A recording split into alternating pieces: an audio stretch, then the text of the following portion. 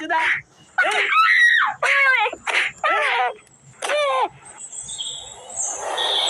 বাঞ্চোর ছেলে কোথাকার, বেরা গুদমানি বাড়ির থেকে।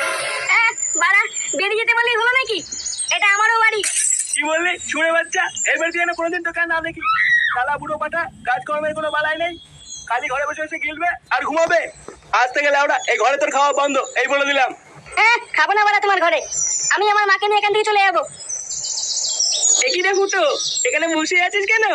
কি হয়েছে কাকা, সাত সকালে চেঁচামেচি করছে কেন?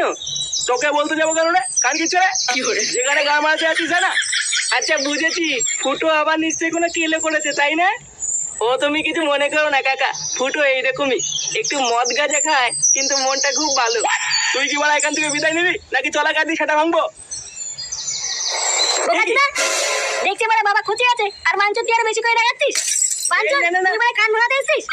দেখো মানে ওরে বাবা